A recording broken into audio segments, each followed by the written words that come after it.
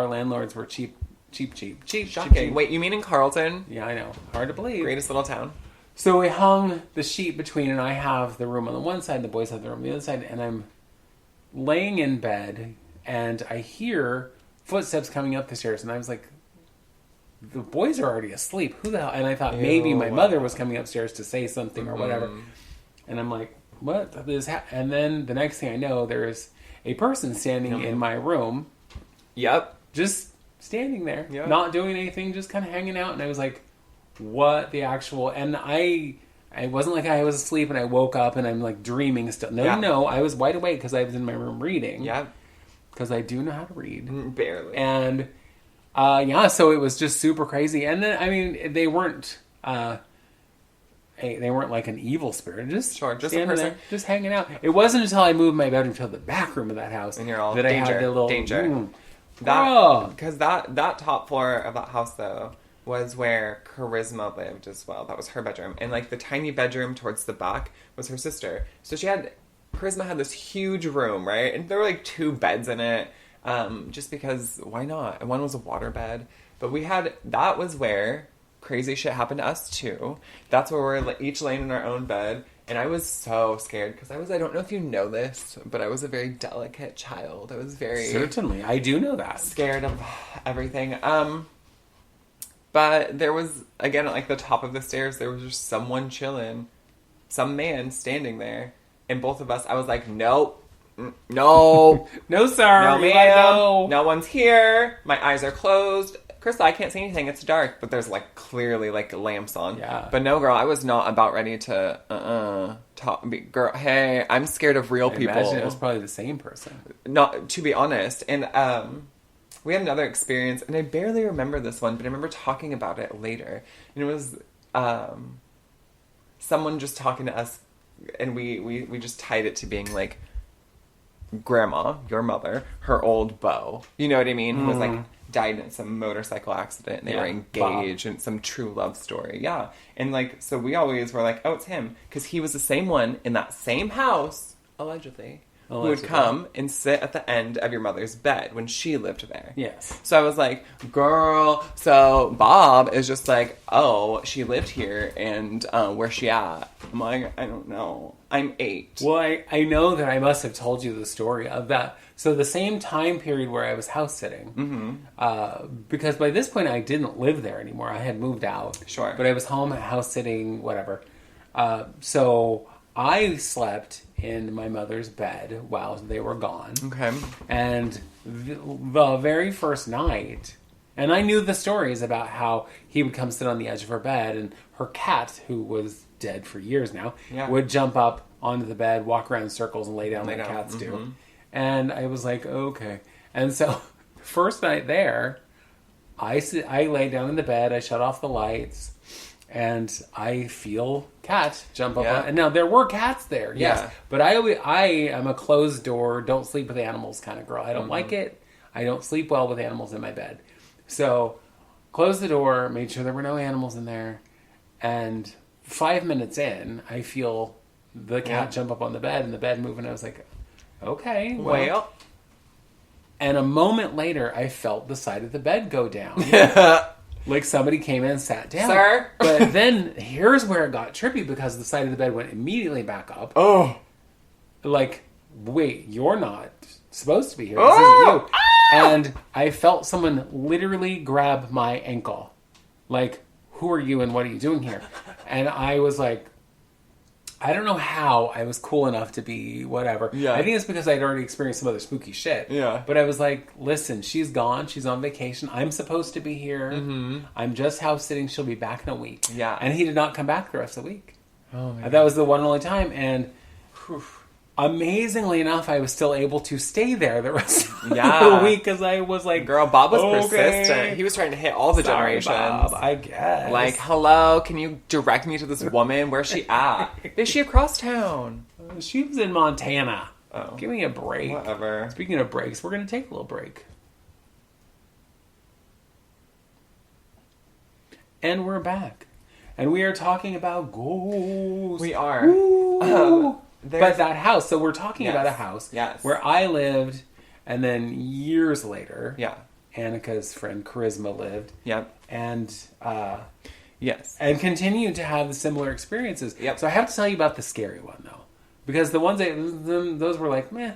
Okay. The scariest one. Great. So when I was out in what then later became the apartment in the back of the house.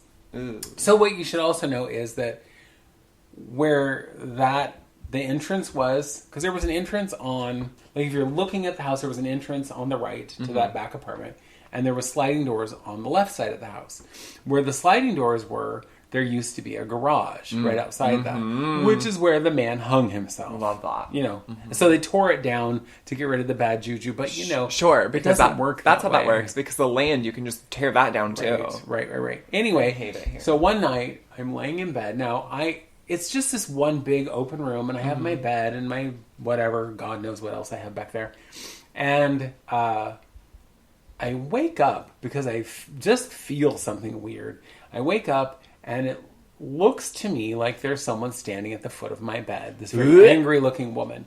And you know how when you first wake up, your eyes aren't really adjusted, and you're just like, okay. That was a pile of clothes, it's not the a woman. Moonlight. Exactly, and that's what I thought. I was like, it's the moonlight shining on this pile of clothes. Whoa, there's no furniture there, so there can't be a pile of clothes there. Because, you know, it's that whole thought of I've thrown something over a chair.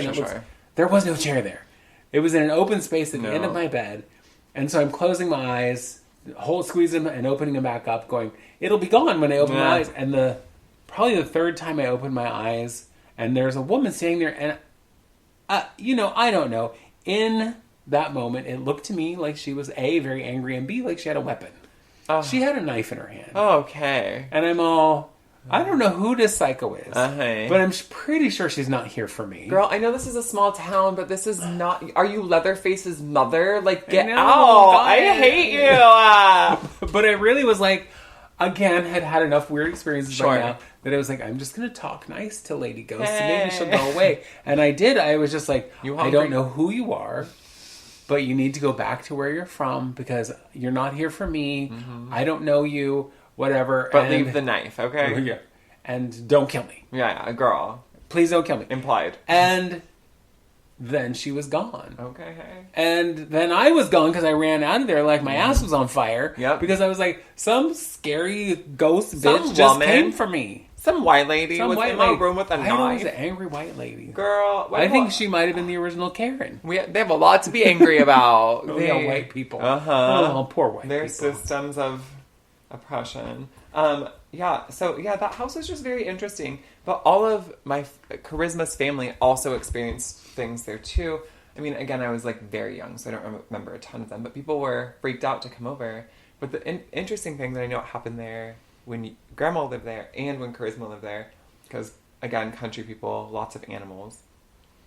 All of the cats would sit around the dining room table and stare up at the fan, like in a circle. And I remember this story from you and from Grandma hearing about the cats doing it. But when Charisma lived there,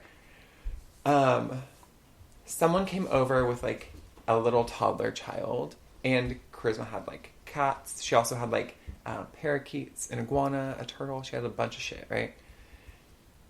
But there was this time, and I've experienced the cats doing it, but not all of the animals at the same time. The birds would be like up flying on their little perches, and all would just stop and stare at this fan. The iguana would stop moving. The cats would all just come out of wherever and stare. And then that stupid little effing child stopped and stared at the fan in the middle of the dining room. And I was like, I need you to call my mom because I need her to come get me because I'm really scared right now because there's literally... there's something There's a passage to hell or something right here. But like, you know, when animals and children stop to like look, I'm like... Well, and when I lived there, it wasn't a fan. It was just a light fixture. Okay, yeah. It was just... And yes, the animals would sit and stare at it like, what's it going to do next? It was uncomfortable. Yeah. It was not the tea girl. I have a very similar story with... one of my cousins, and it was when we lived in Carlton, and we were in her bedroom. It was a holiday, and so like all the whole family was over, right? We were up in her room, and her brother's room was next door, but it was like me, my sister, cousins were in there, and then my cousin's niece. So we're young, we're probably middle school, and we're sitting in there, and then someone turns the lights off, and her niece, who's a toddler, screams at the top of her lungs. And then we all turn the lights back on, and she's like, inconsolable. She's like freaking out. She's crying, and she kept saying that somebody was in the closet. Girl, I literally just jumped off the banister. I was like, toodaloo, and like was gone, girl. I was like, oh no, honey, I gotta go, girl. I can't. I'm sorry. This little bitch was crying about someone in the closet. We just arrived. I'm leaving. Like, I'm not. This has been fun. I hate it here. I gotta go. I'm about to burn your house down. Like, I was not into it. So, I do think that's the best way. Girl, I'm like... Just burn it down. But there was another instance, this is just kind of funny. We thought it was haunted, but it wasn't. It was my cousin Brianna and I. And we go into that same house and no one's home. Again, upstairs is her room. At the end of the hall is her brother's room. No one's home. It's middle school. So we're probably like 11 or 12 maybe. And we got like a snack, whatever. And then we're going upstairs to her room. But like the lights are on, no one's home. And then her door's closed, but her brother's door's open a crack. And we hear noise. And I'm like, is he here? Like, why are you... So I walk to the end of the room. And I need to just preface this by saying that the movie The Ring had just come out. Okay? And again, we're in middle school. And we walk to the end of the hall, me first. And I push the door open and see that he had a TV in his room. And the TV was on. And it was just that white noise. Staticky. And I, girl, hollered. And again... off the banister, doo-doo-doo, out that motherfucking door. And Brianna was like, what? And so she had to go see. And I was like, I'm already on the porch, girl, like sprinting to the bar. There's an Anakin-shaped hole in the wall where you just went right through girl, it. I'm sprinting to go get her mother because I'm like, girl, your house is haunted. You need a priest and maybe an exorcist. An arson. Yeah. But